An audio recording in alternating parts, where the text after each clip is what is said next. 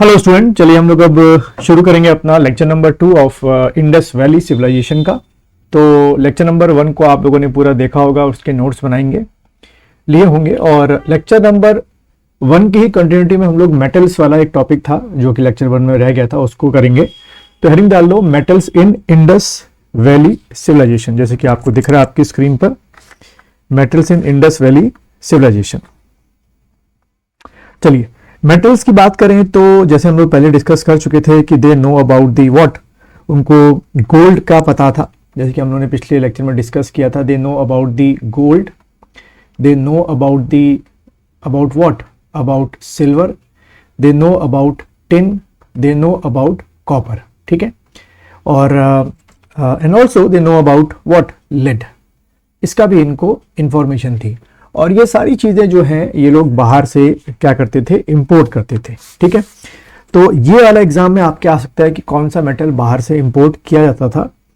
तो दो आप कॉलम क्रिएट कर लो, एक में लिखो मेटल ऑब्लिक प्रेशियस स्टोन, क्योंकि बहुत सारे जो प्रेशियस स्टोन से वो भी ये बाहर से मंगाते थे, precious stones. And right hand side पे लिखिए obtain from, OBTAINED, obtained from, ठीक है। ऑब्टेन फ्रॉम में लिखो दो कॉलम के लिए। सबसे पहले आप लोगों को लिखना गोल्ड, ठीक है। गोल्ड को ये मंगाते थे आपके हड़प्पन पीपल जो हैं साउथ इंडिया, ठीक है। हमारे ही इधर के नीचे की बात हो रही है, साउथ इंडिया। देन उसके बाद दे इंपोर्ट फ्रॉम अफगानिस्तान, तो अफगानिस्तान लिख दो। And they also import from Iran, ठीक है। अब नाउ ये इंफॉर्मेशन जो है वो किस तरीके से आपके एग्जाम में आ सकती है, वो ऐसा पूछ सकते हैं कि गोल्ड जो है आउट ऑफ दीज 4 प्लेसेस कहाँ से नहीं मंगाया जाता था। तो आपको याद रखना है साउथ इंडिया हो गया, अफगानिस्तान हो गया, ईरान से हमें एविडेंस है कि वहां से ये गोल्ड आते थे। देन उसके बाद देखो अगला आपका सिल्वर, ठीक है। सिल्वर जो है अभी एविडेंस जो हमारे पास है that they import from Afghanistan. Then उसके बाद लिखो नेक्स्ट आपका कॉपर, इसको मंगाते थे ये बलूचिस्तान से, उसके बाद अरेबिया से और आपका राजस्थान से, ठीक है। 3 जगहों से ये मंगाया करते थे। उसके बाद आपके टॉर्क्यूज एक होता है, TURQUOICE,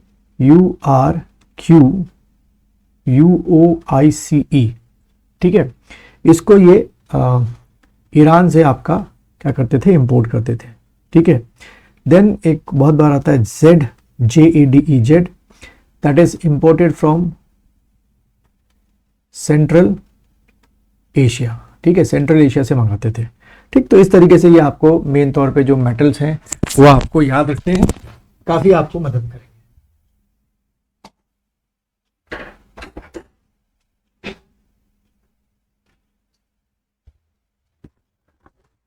देन हम नेक्स्ट लेते हैं अपनी वेट एंड मेजरमेंट, ठीक है। या वेट एंड मेजरमेंट लिख दो, या वेट एंड मेजर्स, ठीक है। या वेट एंड मेजरमेंट पूरी भी आप हेडिंग डाल सकते हो।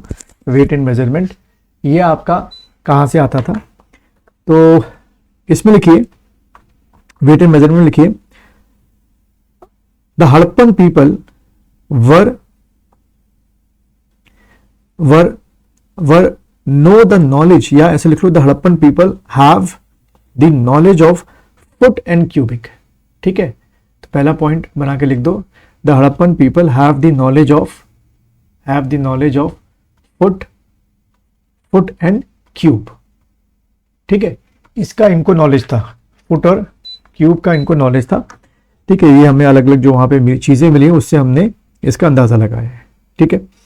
देन उसके बाद अगला पॉइंट बना के लिखो, नेक्स्ट पॉइंट बना के लिखना स्केल पैन, जो जिससे स्केल से आपका कोई चीज मेजरमेंट कर रहे हैं, तो लिखना scale pan made of elephant tusk, ठीक है। स्केल पैन जो थे किसके बने थे, एलिफेंट टस्क के, यानी कि एलिफेंट या तो मर जाते थे या तो मारते थे, फिर उसके ये स्केल पैन बनाते थे, ठीक है। तो उसको लिख लो scale pan made up of elephant tusk. अब यहां से देखो आपका एक एमसीक्यू क्वेश्चन बन सकता है आपके एग्जाम में कि the scale pan is made up of which thing, तो आपने टिक करना है एलिफेंट टस्क के बने होते थे, ठीक है। And these scale pans are found, लिख लो, are found Lothal and Mohenjodaro, Lothal and Mohenjodaro, ठीक है। अब यहां से क्वेश्चन कैसे बन सकता है बच्चों? क्वेश्चन ऐसे बनेगा कि स्केल पैन जो थे एलिफेंट टस्क के वो किस शहरों से मिले आपके, किस सिटी से आपके मिले, तो क्या टिक करना है आपने? लोथल और मोहनजोदाड़ो टिक करके आना, ठीक है। यहां से ये एक आपका सवाल जो है वो हो जाएगा। देन रिलीजन की बात करते हैं, तो हेडिंग डाल दो सब लोग, religion.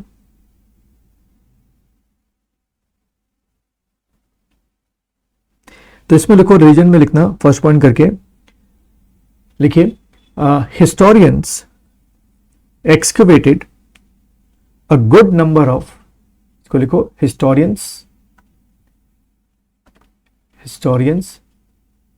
excavated a good number of female figures in Harappan site. Female figures idol, ऐसे लिख लो, फीमेल फिगर आइडल्स, ठीक है, इन हड़प्पन साइट। तो ये एक कंक्लूजन क्या निकालता है? कंक्लूजन ये निकालता है कि जो इंडस में जो लोग थे वो जो भी सुपरमेसी पावर थी या सुप्रीम पावर थी, उसमें फीमेल गॉडेस को ज्यादा क्या करते थे? वर्शिप करते थे, ठीक है। जैसे एक और पॉइंट लिखो, इससे और आपके कॉन्सेप्ट क्लियर हो जाएंगे एग्जाम के लिए। नेक्स्ट पॉइंट बना के लिखना, worship of mother goddess was a common feature, इसको लिख दो, वर्शिप ऑफ मदर गॉडेस, ठीक है। Worship of mother goddess is a common feature of religion, ठीक है। यानी कि फीमेल गॉडेस या फीमेल की पूजा, गॉडेस की पूजा करना वहां पे क्या था? डोमिनेंसी थी, ठीक है। लेकिन इसका मतलब ये नहीं कि मेल जो आपके गॉड्स थे या मेल गॉड्स की जो प्रे होती थी वो नहीं होती थी, मेल गॉड्स की भी होती थी, लेकिन डोमिनेंसी जो थी वो आपको मान के चलना है कि मदर गॉडेस की ज्यादा हुआ करती थी, ठीक है। देन अगला पॉइंट बना के लिखना, देयर आर मेनी सील्स, अगला पॉइंट बना के लिखो, there are many seals found, there are many seals found which are surrounded by 4 wild animals, इसको लिख लो, there are many seals found which are surrounded by, इसको लिख लो, which are surrounded by 4 wild animals, ठीक है, wild animals. Now ये wild animals के नाम लिखने क्यों जरूरी है? Most probably they will ask you this question कि the seals which surrounded by 4 wild animals, which of them is not present in the seal, ठीक है। तो आपको चारों जो वाइल्ड एनिमल्स हैं उनके नाम जो है याद रखने जरूरी, स्पेसिफिकली तो वो आपको ऐसा एक क्वेश्चन जो है पुटअप करेंगे। तो जो वाइल्ड एनिमल्स हैं 4, उनके नाम लिखो। आपका क्या हो गया जो सील पे बनेंगे? पहला हो गया आपका एलिफेंट, ठीक है। देन सेकंड आपका लिखो टाइगर, गॉट इट। देन आपका बफेलो एंड आपका राइनो, ठीक है। तो इसको छोड़कर आपको कोई और नाम दे देंगे, एक 4th नाम, और मतलब 3 नाम, 4 में से 3 तो देंगे। आउट ऑफ दिस 4 कोई 3rd नाम ऐसा आपको दे देंगे जो कि नहीं होता है उसमें, और वही आपको टिक करके आना, ठीक है। इस तरीके से क्वेश्चन आपके एग्जाम में बन सकते हैं, ठीक है। अच्छा, फिर नेक्स्ट पॉइंट बना के लिखो, tree and animals, next point बना के लिखना, tree and animals also, tree and animals also worshipped, ठीक है। इनको भी क्या करते थे? वर्शिप करते थे, ठीक है। एंड अगर अमंग ट्री की बात करें तो ट्री में जो सबसे ज्यादा किसको मानते थे? अगर सैक्रेड मानते थे तो पीपल को मानते थे, पीपल ट्री को, ठीक है।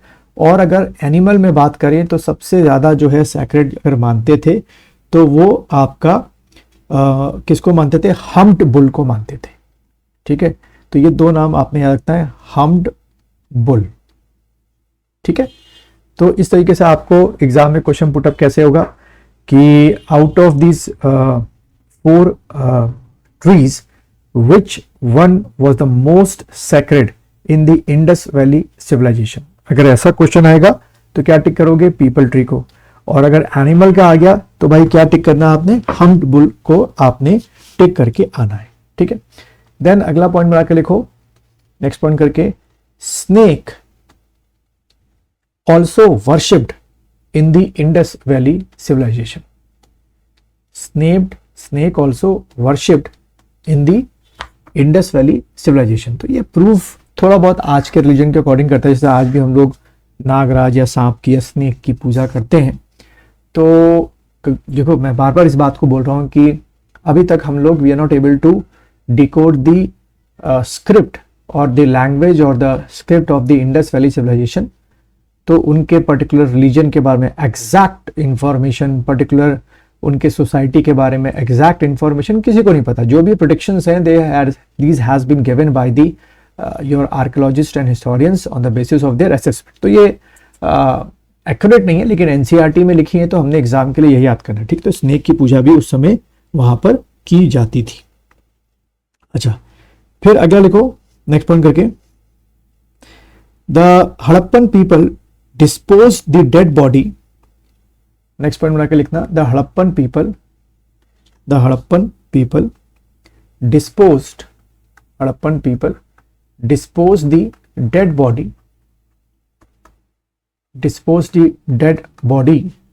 the dead body by the method of cremation।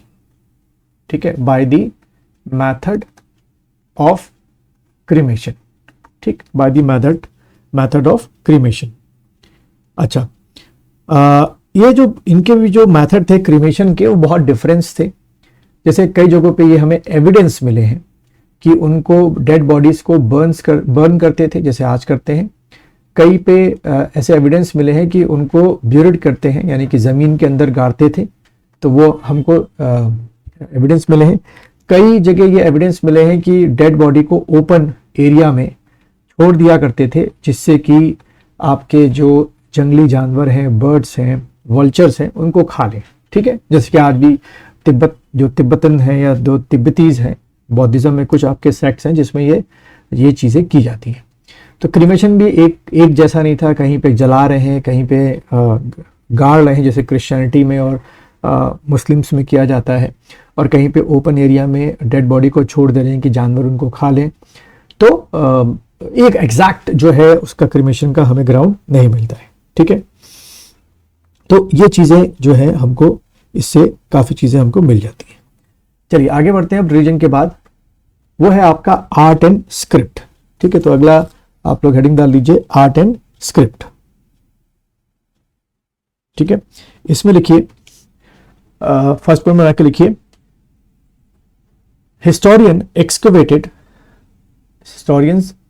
Excavated pottery, बहुत अलग अलग टाइप की मिली है पॉटरीज या पॉटरी। देन उसके बाद सील्स, देन उसके बाद लिखो टेराकोटा फिगर्स, अलग अलग आइडियल फिगर्स जो हैं वो मिली हैं, टेराकोटा फिगर्स एंड टॉयज। ठीक है, terracotta figures and toys and metal statue and metal, और क्या मिला है वहां से हमें, and metal, METEL, metal statue. ठीक है, एंड मेटल स्टैच्यूज। ठीक, तो ये जो सारी चीजें हैं जैसे कि पॉटरी है, सील है, terracotta figures, toys, stones and metal statues have a evidence proof that Harappan people were cultured and deep interest in fine art and sculptures। ठीक है, तो ये क्या प्रूव करते हैं कि Harappan people have a deep interest, इसको लिख दो आगे, deep interest in fine arts, बस इतना लिख दो, इन फाइन आर्ट्स। ठीक है, और उनकी कलाकारी जो है फाइन आर्ट्स में दिखती भी है। फिर अगला पॉइंट में लिखो, नेक्स्ट पॉइंट बना के लिखना, सील्स जो भी हमको वहां से मिली हैं, जितनी भी जहां से मिल सकती थी, आर ऑफ डिफरेंट शेप, इसको पॉइंट को लिखो, seals were of different shapes, like लिखो किस किस शेप की मिली है, रेक्टेंगुलर, रेक्टेंगुलर, देन उसके बाद सर्कुलर, देन उसके बाद स्क्वायर एंड आपकी सिलिंड्रिकल। ठीक है, सिलिंड्रिकल। अब ये याद करना क्यों जरूरी है एंड सिलिंड्रिकल, क्योंकि ये आपसे एग्जाम में पूछ सकते हैं कि जो आपके सील्स के जो शेप्स हैं वो बताओ कौन कौन से हैं या कौन से नहीं थे। तो रेक्टेंगुलर हो गए आपके, सर्कुलर आपके हो गए, स्क्वायर के आपके हो गए, और आपके क्या हो गए, सिलिंड्रिकल जो है वो आपके सील जो शेप है वहां पर हो गए। ठीक है, देन उसके बाद अगला पॉइंट बनाकर लिखो। एक और इसमें मैं अलग से वैसे कराऊंगा, लेकिन इसमें लिख दीजिए एड ऑन करके, लिखिए bronze statue of dancing girl was found in Mohenjodaro. इसको लिख दो, bronze statue of dancing girl was found in Mohenjodaro. कहां से मिला है, मोहनजोदाड़ो से आपका मिला है। ठीक है, तो ये सारी चीजें आपकी हमें वहां से आर्ट एंड स्क्रिप्ट में हमको मिल जाती है। ठीक है,